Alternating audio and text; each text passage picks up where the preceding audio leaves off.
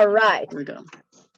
Okay, so welcome to everybody to Sew with Liz Club November 22.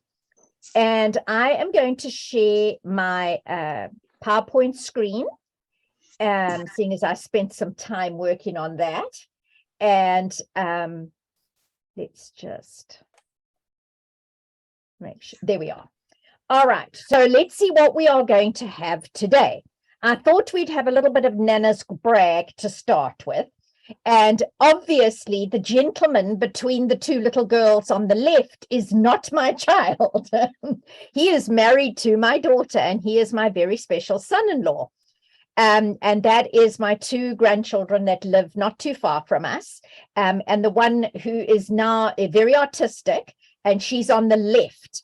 And you can see she's wearing two different colored shoes.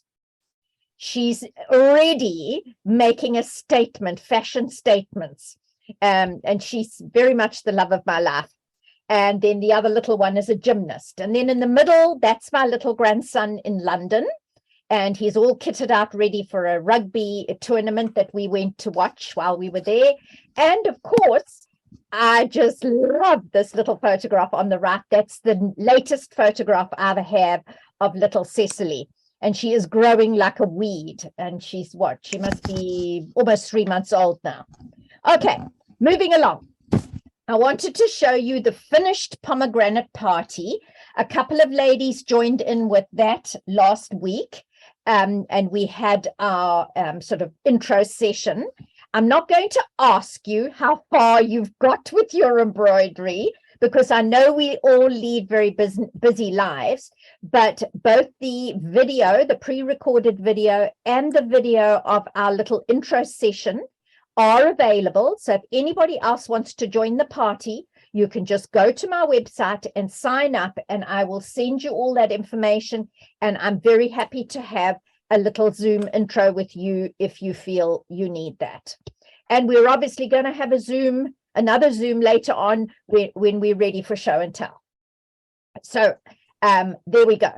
I also have now finished a bunch of these little eye masks. So I'm going to just switch to my camera so that you can see those. And this is the first one that I made, and I'm going to hold it up to the camera because the light makes the white shine a bit too much. I was going to do like a ruffled covering over the elastic in satin, and I had second thoughts because already when it's just elastic, it slips off my head during the night. And so I left it at the elastic, and I'm actually quite liking it. It is a little small. So what I did was I made it larger just at the screen of my embroidery machine. I didn't do that in embroidery software, and I made another one. And this is a little different to some of the ones that I've made before. Hi to whoever just joined us. I'm just talking about the eye masks. And if you look on the back, you actually do it kind of envelope style. You have two pieces of satin, and I must say that satin feels really, really lovely against the skin. Many of them that I've made up till now have minky on the back, and minky's a bit too hot in the summer. But any event, this I'm quite liking it. And then I thought, well, let me try with some piping. So I'm going to put this up to the camera so that you can see the piping. And I'm kind of not totally sold on it. But any event, be that as it may, those are done. And if anybody is interested in the class, just let me know, and I will upload the video to my YouTube channel. All right, so let's go back to the PowerPoint. Liz, when you Hi, mentioned, Marie. oh, Liz, Hi, Liz. just a quick question. When you mentioned you weren't sold on the piping around the mask, is that because of like the comfort of wearing it with that piping? No, it's just that it's really fiddly to get it neat. Okay. Because what I had to do is once that black stitching, or on my ones that I showed you, is stitched, that's first, like the little zipper baggies, and you do the zipper first. Mhm. Then before you do anything else, you have got to lay your piping all the way around the edge. And I use tape to stick it down, because you can't really Right. use pins, because you're going to use the embroidery machine to go over. Yeah. And it kind of is very fiddly to do. I think what I would rather do is just omit that piping. Okay.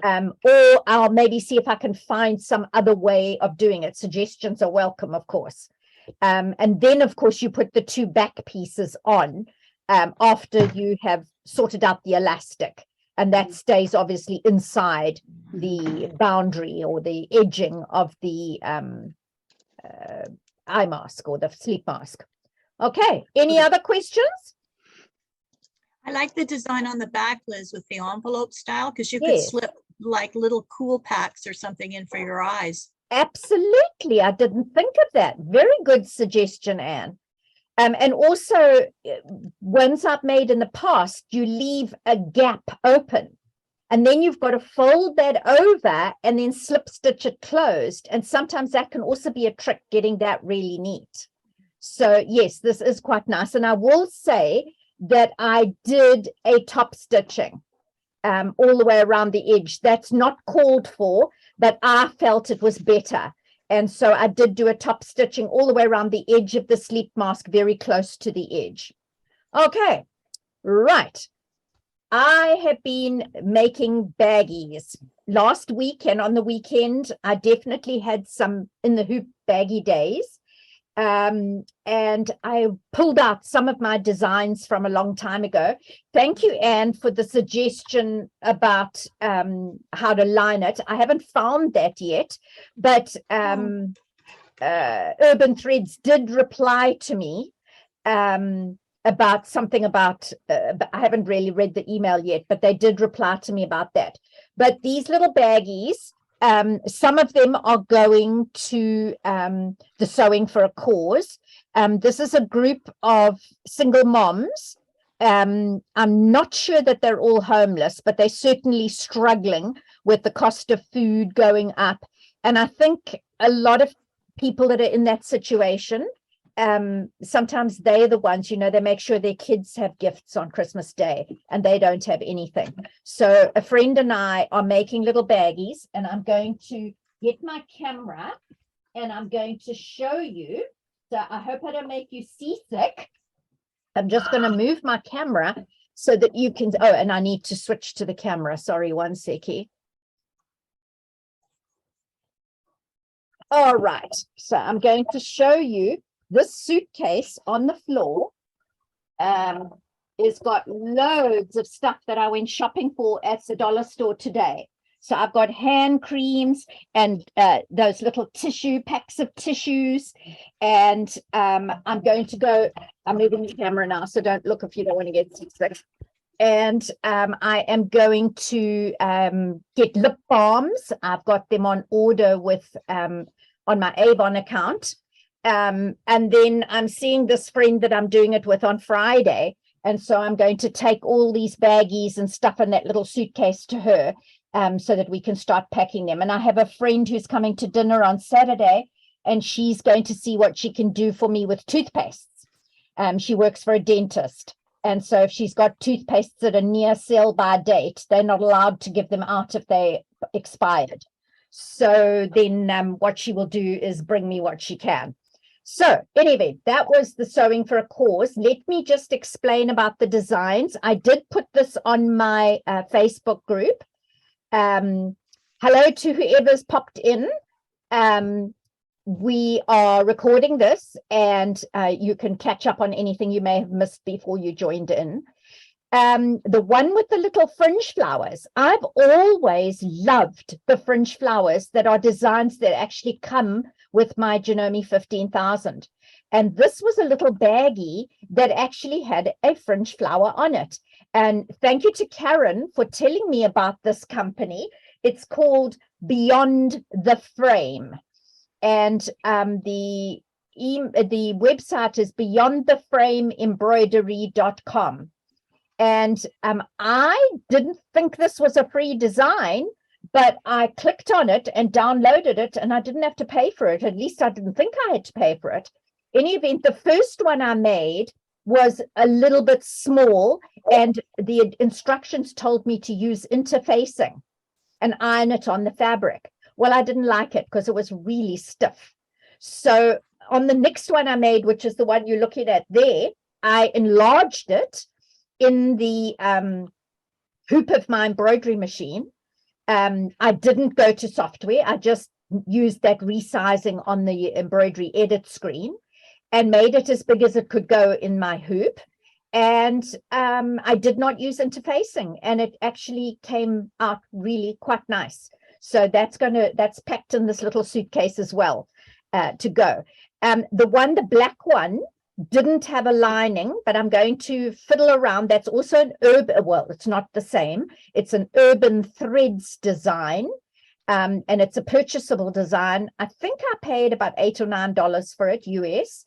And then the pink and the jade bags, those are also Urban Threads designs, and those ones are fully lined. But I'm sure I can figure something out for the lining on the black bag. I probably don't even need to find the instructions because it's very similar to the pink and the teal bag. So if anybody wants to know about the bottom designs, they are on urbanthreads.com. And they are purchasable designs. They're not free, although they do from time to time have discounts. So if you're on their mailing list, you'd be notified when they have specials, and sometimes as much as 50% off. Okay, any questions on the sewing for baggies and whatever? I've got 1 trillion baggie designs. I'm really a baggie girl. Okay. Let's see, right.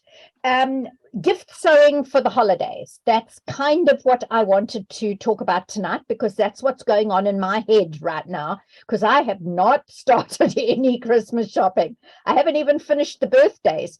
My granddaughter had turned 12 on the 1st of November, and my son-in-law has his birthday on the 20th. And I haven't even bought his birthday present yet. So I'm going to have to sort my life out in the next few days. And then Christmas. So I just wanted to do a little bit of a reminder and a recap that during Sew with Liz Club this year, in March, we did tea towels. They make a lovely Christmas gift. I have no problems with people giving me lovely practical gifts for birthdays or Christmas. And so I kind of don't mind giving people tea towels either. And in March, we did tea towels. And the kind that you can, hang over your stove door with a topper. Then we did the humbug bags. Those are the ones that are shaped like a humbug candy. We did them in April. These were the kind of projects of the month. We also did infinity scarves, which you can do with a nice warm flannel fabric or, a woolen fabric if that's not too scratchy for winter. Christmas crackers. Make a lovely gift as well as something to put on the Christmas table, but I often give them as gifts, and then I personalize the gift. So if I know somebody really, really likes a certain hand cream or soap or candy, that's what goes into their Christmas cracker. And you could just use up your scraps of yarn and ribbon and trims to make your Christmas crackers. And then we did zipper tabs last month. So if you're going to make a little baggie, how to do those zipper tabs we covered last month. So if you need the video links for any of those, just email me and I will send you those links if you missed those Sew with Liz clubs. But what about some more Christmas ideas? So we're going to talk about what you do with all your thread snippets. I do have a video on my YouTube channel, so you'll be able to see more there, but I'm going to talk a little bit about that. And then the sausage roll pillowcases, or burrito pillowcases is what some people call them. That I did some years back. I did, and I think what I'm going to do is spotlight myself. Never remember how to do this. Start focus mode. Okay. Right. So I did a whole lot of pillowcases. I'm not opening these out fully because, you know, the camera's not going to pick up the whole thing. But these ones had pink on the edge, and I use them in the spare bedroom when my granddaughters come to stay. And, you know, I put pink things on the bed. This one, if it was to be opened out, it's got this little piece of fabric here, which you can tuck in, and it looks really nice when you cut a piece of fabric about 1 inch wide and then just tuck it into that seam. And there are loads and loads of instructions and tutorials. There's another one, doesn't have the little bit of grouting, but it's sort of like a gray color. And then it has the little gray butterflies and brown butterflies on the edge. And then this one, I did a little differently. And it's got a green fabric. This is all cotton fabric out of my stash. And then I did some decorative stitching along the edge there. And what's nice about these pillows is, well, actually, let me show you on this one, is everything gets tucked away into the seam. So this is on the inside of the pillowcase, and there is no raw edges, no nothing. And this particular one, I serged. You can see I used my serger, but if you don't have a serger or you don't want any raw edges inside your pillowcase, then you simply make the pillowcase with a French seam, and then you will have a super clean finish inside your pillow. All right, so let's go back to our screen share. All right, and it's taken me back to the beginning of that, so let's just whip through. All right, we talked about the shopping totes. I don't know about the dates in BC or where you are, where you're no longer allowed to use plastic bags, but if it's not already happened, it's pretty soon. So I have made a number of bags, and that black and green one is 2 fat quarters. That's what you can make a shopping bag with. The red one is actually made with a pillowcase that I got from the thrift store. And I figured, you know what, I'm not going to use it to sleep on because, of course, I'm being very Canadian now. I didn't know who'd been sleeping on it before because it was obviously not brand new. But I thought for a grocery tote, it's fine. So I threw it in the washing machine. And when it came out, I made it in exactly the same way that I made the 2 fat quarter tote in the black and green. And it's a very quick, simple project. And the piece that you cut out, if I use my little pointer here, the piece that you cut out down there, then you can use to make the pocket. And it's hard to see it, but the pocket is sewn, it goes all the way around there on the outside, and then you can fold the bag up and pop it into the pocket so that it's not sort of all over the inside of your purse. And so if anybody wants instructions or a little video on how to make that, let me know and I will post that as well. And then, you know, something you could give with a shopping tote is a little gift voucher to Safeway or Save On or something like that, because we're all struggling with the cost of food at the moment. And somebody might like to go and spoil themselves with something where they wouldn't ordinarily buy, like a big Black Forest Gâteau or something like that. Okay. Then the earbud pouch. I don't know about you, but those little earbuds are the bane of my life. I am forever unraveling them and unknotting them. So these little bags, I did not make the dog under my desk one.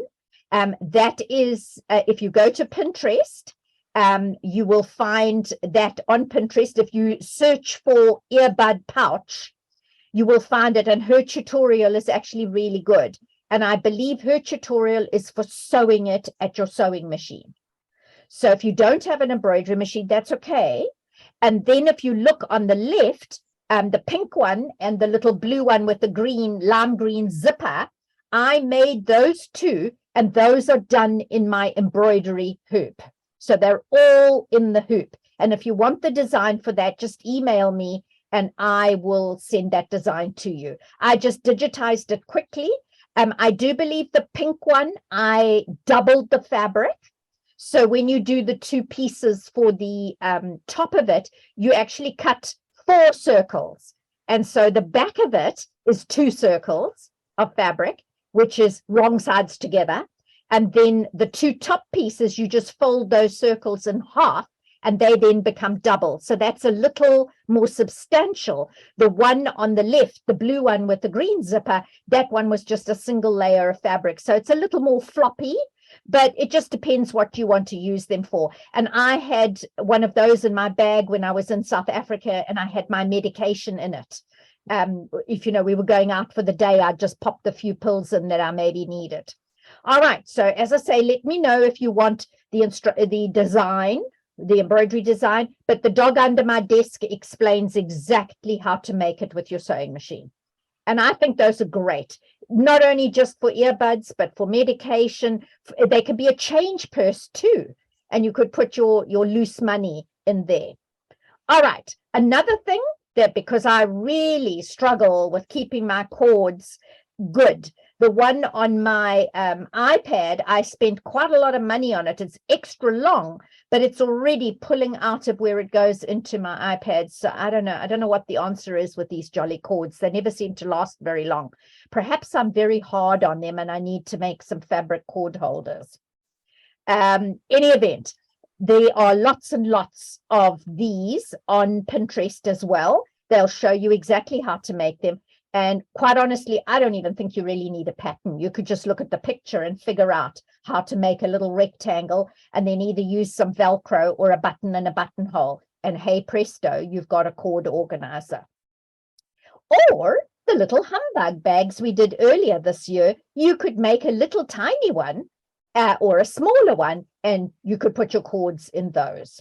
So these are just all more or less stocking stuffer ideas for Christmas. And they sew up really quick and will be very appreciated, I think. Certainly if somebody made these for me, I'd be appreciated. So maybe I'm telling you gifts that I would like to get, and maybe some of the people wouldn't like those, but I'm sure you can think of other things they would like. Another thing that I think makes a really nice gift for this time of the year is a soup bowl cozy. I have made some, but I did something wrong with them because they're all kind of a little flat. They're not standing up like the ones in these pictures. So I think I'll have to go back to the drawing board and look again at how to make them. You probably have made some already. One place that seems to have some nice instructions on Pinterest is craftyforhome.com. But there are loads and loads of different people who have instructions on Pinterest how to make these little bowl cozies. One thing that I will mention about the batting is if you are going to put your bowl of soup into the microwave with that cozy on, you need to be very careful what batting you're using, because there are some battings that can ignite and burn in the microwave. So I'm not 100% sure which ones do it, but I would suspect the polyester ones do. Not sure about the cotton, but there are special ones that are heat resistant and microwavable batting. So you would have to look for that if you were going to put it in the microwave. I don't. I just use my oven mitts to take it out of the microwave and put it into the little bowl. And it's certainly, very definitely soup weather now. Mug rugs, quick, easy to make. Last night at my Quilting Guild meeting, they were asking for placemats. Well, essentially, a placemat is just a larger mug rug. So they want us to bring them to the meeting next month to give to the place where we're having our meetings, which is at a complex. And there is a frail care. I don't know if that's what we call them, extended care here. But it's like an old age home.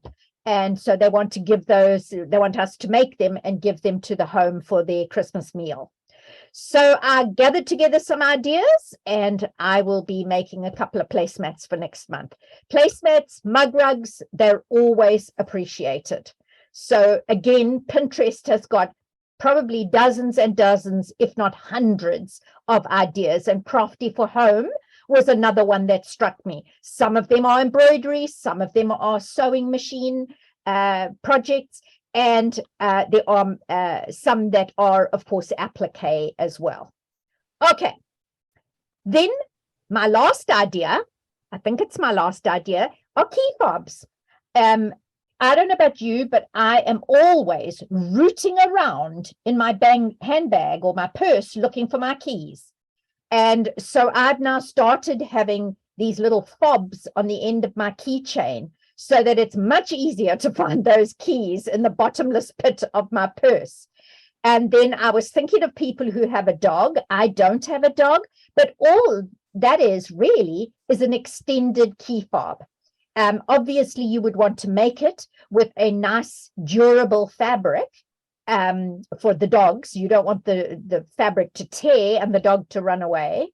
But there are some more ideas, particularly for pet lovers. The dog leash would be a nice idea, or key fobs for people who, like me, don't like digging in their bag, especially when it's freezing cold and you're standing next to your car and you're looking for the key to open the car door to get out of the cold wind.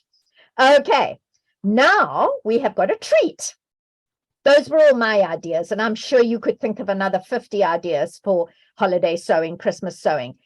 Karen is going to share something with us today about how to make her soaps that she posted on the Facebook group, her embroidered soaps.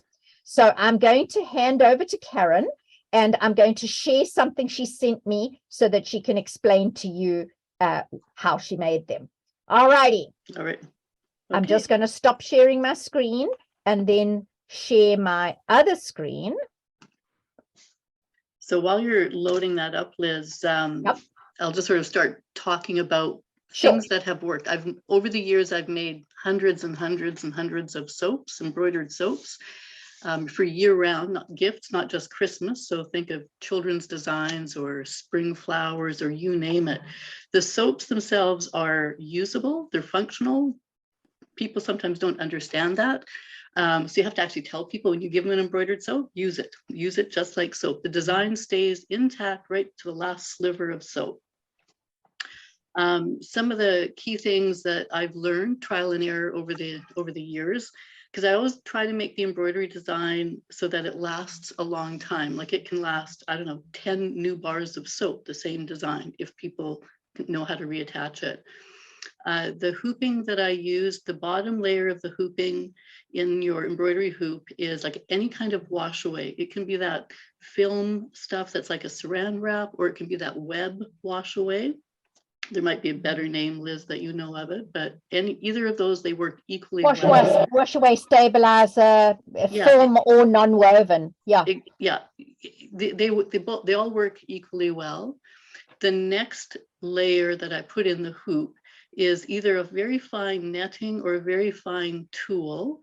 And you want that product because it stays permanent in the design. It adds stability to the design, but you want to make sure that it is the same color of the soap. So I use white tulle on white soap. It is invisible once it's actually adhered to the soap.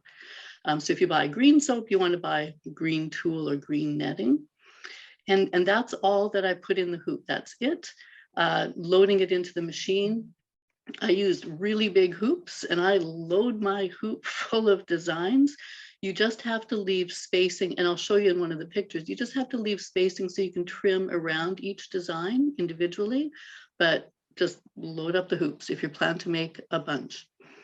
The design itself, I'm going to point out when Liz does the screen share. Do you want to do that now? Yeah, actually, maybe if you want to do that now, that might make some sense, because the key is, you know, I had people asking, what design did I use? I'd rather show you, here are characteristics of designs that are successful, and here are some that will not work. And again, the trial and error of what I found works. The starting point, of course, your bar of soap is small, however the dimensions of a bar of soap are.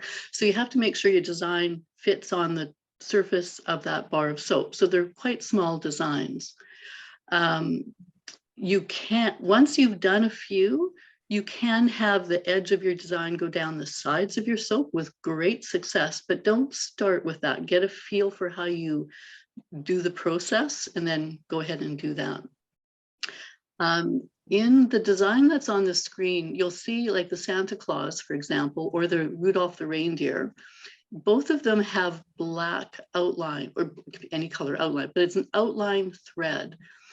That makes great success for your embroidery design on the soap because you're looking for a fairly firm, stable, not floppy embroidery design. The Santa has about 8,200 stitches and it's small. It's fitting on the surface of a regular bar of soap. Okay, so so it's quite packed. The reindeer I think is somewhere about 7,000 something stitches. So anything that has an outline on the reindeer one, you can see how I've got, like I just sort of grabbed a screenshot. You can see the horns of the next reindeer. There's not a lot of spacing in between. All I have to do is be able to cut through them. My purpose, because I do so many of these, I load my hoop to the max that I can from a design perspective. If you scroll down just a little bit, Liz, so the poinsettia and the Santa Claus, I've done both. You'll see that those two designs, they don't have an outline around them, but they work equally as well because the thread is so full and substantial and solid right to the edge of the design. You get the same stability as if it had an edge. Hopefully that makes sense. Mm-hmm. Something to think about when you finished your embroidery, you're actually having to trim. I trim my tool about 1/4 inch around the design. So around the leaves, they're a little bit finicky because of the cutting in and out of all the jagged edges. The Santa Claus, the reindeer, the earlier roly-poly Santa, much easier to trim. So keep in mind when you pick your design, you want to make sure it's easy to trim. You don't want a lot of finicky things, unless you really like finicky cutting. I'm not. I got to do too many. The poinsettia, the green leaves actually wrap around the edges of the soap and they'll stay put right through the use of the soap. But as I said, don't start with that until you get a good feel for how you bond the embroidery onto the soap. But those can also work. So you can have some fun. The Santa little toque thing, it can go off the edge of the soap or whatever, right? Just gonna look at my notes to make sure I'm not leaving anything out. The very bottom design that you're seeing on the screen, it's the flower type is an aster. It doesn't matter what it is. If you did just the flower, it does not work because you can see there's very little thread count. I think this thing maybe had 2,500 stitches. There wasn't enough thread. The design actually got lost in the bar of soap. I did it with the red frame around it, which gave it stability. So it was successful as an embroidery on the soap in that it stayed intact. People could reuse it numerous times, but there wasn't enough thread to really provide good contrast visibly. So it wasn't as attractive. It wasn't as eye-catching. So I wouldn't do that again. But any kind of, if you have a jaggedy edge design, as long as there's a good substantial thread count, I doubt that I go anything less than 5,000 and my max is probably around 8,000 threads per individual design. And if it's got ragged edges you don't want to trim, throw a frame around it and then you just trim around that red frame. Hopefully that makes some sense. Mm-hmm. When you do your design, because I'll load, I don't know, like 30 designs in a hoop or whatever it is, make sure you sort the colors together. So all of your red, for example, gets sewn together. Then you switch to your next thread color and all the greens are sewn out, as opposed to each individual embroidery. You'll drive yourself nuts doing thread changes. Like, ask me how I know that. Don't use metallic thread. It's just too scratchy because these are functional soaps. So people use them at the sink or in the shower, and metallic is just too scratchy. So I use embroidery thread, always have, and it works really, really well. When you trim so when you've finished your embroidery, you're removing the tool, the wash away, everything from the hoop, you trim each individual design about 1/4 inch away. You also go to the back side and trim any loose threads, any thread bits away close to the design, so that you don't have thread poking out from under your design when you smush it onto the soap. Okay. I always make mine in what I call big batch production line sewing, just because I do a lot of these. They're so well received. So I do sort of, the first thing is I obviously do all the embroidery, do all your trimming, trim the thread from the back. And then I do my production line in the bathroom, where I've got a sink, and I get my cookie sheet, and I make enough soap to fill the cookie sheet. So putting not a lot of water in the cookie sheet, it's probably not even 1/4 inch deep. It's really shallow, but the bottom of the cookie sheet is full of water. Then I boil water, because you need hot water to dissolve the embroidery design. I make sure I've got a towel spread out so that it's big enough to hold all the soaps that I'm going to lay on there. I've always used ivory soap. I mean, you can probably use any kind of soap that you want. I like ivory because it's white. It has a very flat surface, where some soaps are different shapes. The word ivory on there is not very deep, so I don't have to worry about ripple effect, basically. And it's also unscented, and people prefer to have, or a lot of people prefer to have, no scent in their soap. So it works for men or women. And I just buy out stores full when I can find it. Where I live, we don't seem to have ivory soaps. When I hit Vancouver, I go up to like the Walmarts and just buy soap like crazy. People look at me wondering why I'm going out of the store with buckets of soap. So once I've got everything in the bathroom laid out, prepared, ready to go, because you want to move through these assembly steps quickly. If you get into trouble if the soap is in the water too long, so you want to move rapidly. So that's where I prepare the cookie sheet full of water. I've got that towel laid out. All my soap is unwrapped from the packaging, ready to go. My embroider has been trimmed. I've got my boiling water. I fill a very small bowl with the boiling water, and I drop in usually 6 to 8 designs at a time. And I'm quickly taking the soap out of the cookie tray that's got the water, put the wet side up, and I'm taking the embroidery down and smushing it into the kind of squishy soap. Because the soap's been sitting in the water like a minute, it's absorbed a little bit of water. It's just enough to make it a little bit soapy, yes, so that you can smush the embroidery design down into it. And we're going rapidly here. So it's like grab the soap, wet side up, putting it on the towel, grab the design, smush, next, because the whole process, like a cookie tray of soaps, you want about 5 minutes at most. Once I've done all of them, you want the soap to dry for about 10 minutes, thereabouts.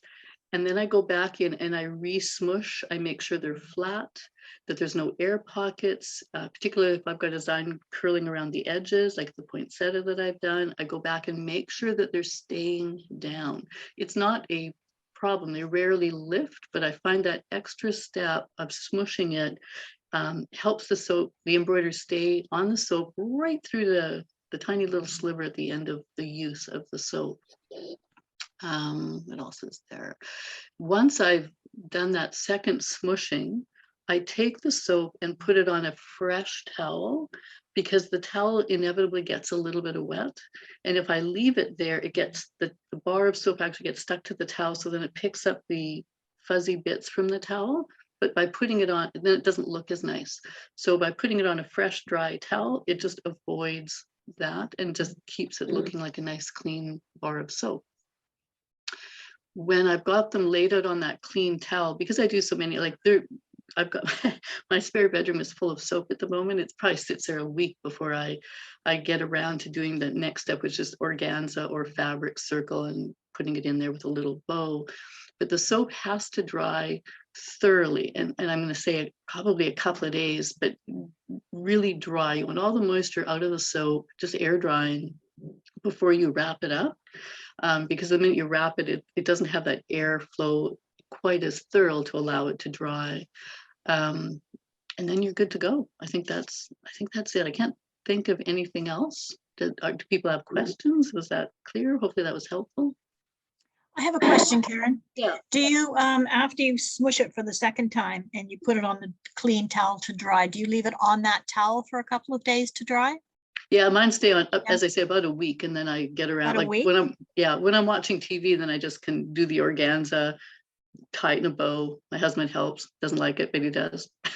Like a little pouch. It's like a little pouch, and you Yeah. you can make any kind. I mean, that's just how I choose to give it to somebody as a gift. But you could put it in like one of your humbug bags, or you could put it in the Zip toe of a seal bag. stocking, or you can even use a Ziploc bag if you wanted to. The choice is yours, but the soap does need to be dry. I think that's a very cool thing, because I've seen people who do embroidery on toilet paper. Yeah, I've done And for that the too. life of me, I cannot see the point of that. Oh, it's a hilarious gift. I've done that. Oh my God. But these soaps, I know I received Mhm. one from Karen some years back, Yeah. and it just blew me away because it's just so unusual. Yes, yeah, yeah. They're great little gifts. Like we give them just to all the neighbors and whoever, whatever. But new babies, you give it a little soap. It's just kind of fun, right? So something different. And it's Okay, embroidery, it's so to sewing. tell you, Karen, I asked her this morning, actually, when I was sitting having my tea and I saw what she'd posted on the Facebook group. I asked her if she would mind sharing this afternoon, and she wrote notes for you. Oh, perfect. So what I'm going to ask is, because I've got this big suitcase on the floor that I need to fill with all sorts of goodies that I spent quite a lot of money today. I think I spent about $60 or $65 today buying things to fill those little zipper baggies. So would you like a set of notes, and you can send me a donation so that I can buy more things for the baggies? How about that? All Sounds right. good. Lovely So idea. you can just That's great. the money, the donation to me. It does not have to be a lot. I'm not asking you to pay $50 for these notes. Okay, just what you feel like. They're worth And 50 I will bucks. be very happy to email the notes to you. Thank you, Karen, for writing them at such short notice. Yeah, no worries. There's lots of learnings, years of learnings. Yeah. And Karen isn't including the designs, because she said all of us have got a gazillion designs. And if Yeah. you know what Use to what you look have. for, Yeah. use what you have. Yeah, the designs and the notes, I mean, the designs are ones that I've purchased, and I've learned just what makes designs work or not work. So use what you have in your stash. All of us have a stash of embroidery. Yeah. And you'll learn quickly what works and doesn't. And if it's too thin and scraggly of a design and you want to use it, put a frame around it, and you'll have success. So there's not a lot of limits there other than size. Okay. Any other questions for Karen? No. Okay. So what we will do is we will carry on, and I'm going to share my other screen. Again. All right. So thank you, Karen, really very much for sharing that with us. And there we are. All right. So what's next? Well, I am going to repeat what I told you last time, is that I'm going to do some serger and cover hem classes in the new year. And we're actually going to make garments once we've gone over sort of an overview and checked out that you know exactly how to use your serger or cover hem, or cover hem. So watch for details on that. But I have some very exciting news for you lingerie sewing ladies. I am going to do a lingerie sewing retreat in February. So it's already up on my website. I put it there this morning, and we are going to make 2 sets of lingerie. One will be a wired bra and some panties, And the other one will be a non-wired bra and some panties. And the retreat is going to include all the sewing supplies, including the thread and some special needles that you need for sewing lingerie. All of that and the video links. There will be pre-recorded video links. And during that weekend, we will Zoom just like we're Zooming now. We'll Zoom at regular intervals during that weekend for question time and show and tell and so on and so forth. And what I'm doing is I'm offering an early bird discount of $40 off the cost.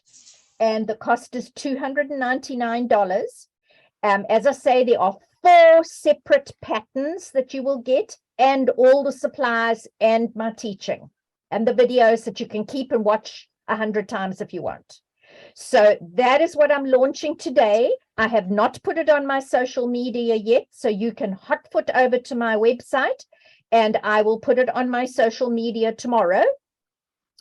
But you're getting first dibs, and I will give you further details, and I will answer loads of questions that you may have. But I just wanted you guys to get the first dibs of it.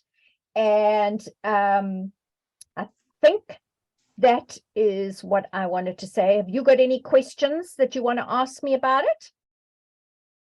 I do. Go ahead. Which pattern are you using for the wired bra? I'm going to use one of the Bra Maker's supply patterns. It's called the Bra Freya? Maker, the Freya, yes. Yay, I won't buy it then. Sorry? I was going to buy that. No, don't, because I'll I include won't. that. I actually was Okay. chatting to the lady who runs Bra Makers yesterday, and I'm busy setting up a wholesale account to get the patterns from her. And then the non-wired bra, we're going to use the new Sahara bra Oh, okay. from Ruby's Bras. Rubies, yeah. Mhm. And then 2 separate panty patterns as well. Perfect. Okay. I think you might have the one pattern already, Anne, but that's fine. I'll just deduct something for that pattern. Which pattern? The smoothie panty. Yes, I have that one. Yeah. So it's just such a lovely pattern. I wanted to use that one. But then, you know, if you do decide to sign up, just give me a heads up and I will change the price of your one or refund you or something. Okay, I will sign up. Okay, great. And any other questions about it? The sizing, by the way, is pretty inclusive. I've done that very specifically. So the Sahara bra goes all the way from a 24A to a 46M. And she works out her sizing on subtracting the band width or band circumference from the full bust circumference. So a 46M is a pretty large cup. Then another one of the patterns for the panties, it goes all the way from 24, 25 inches. Actually, I'm not even going to give you the waist. I'm going to give you the hips. 34, 35 hips, all the way up to 59 to 62 inches. So it's going to fit small people right up to big people. The Freya, that works on your BCD, which is your bust cup depth. So that's from the apex of the bust, which is normally the nipple, right down to the bottom of where the cup ends. And that's working on a BCD of 3 to 6 inches. Okay, so that's the Freya bra. And then the other panty pattern is working on 34 to 35 inch hips up to 53 to 55 inch hips. So that's it's a pretty all-inclusive sizing. Other questions? You said the Freya, the BCD is 3 at the lowest? Yeah. Okay. I'm I sure we could might have to alter that. Yeah. And we will certainly cover that, and we can look into that. Is yours less than 3? I think so. Okay. All right. But what I'm going to do is make a video on sizing, and that you will get ahead of time. And then you'll be able to talk to me and get the sizing correct so that you know which pattern to trace. And will we have a choice of fabrics, or will you be giving us? I'm busy sourcing the fabrics. So if you go and look on the website, don't pay terribly much attention to the pictures, because some of those are made, some of them are not ones I made, and I will acknowledge those where I got those photographs as soon as I finalized everything. But I'm thinking along the lines, and it's going to depend on what I can get, but white, black, cream, pink, and purple. But that may change depending on what I get. And each one, each sort of set will have the fabric as well as lace. Okay. And all the elastics, everything that you need. The little rings and sliders, the whole katoot. All you will need is your sewing machine. Okay. All right. So let's move on to the next slide. And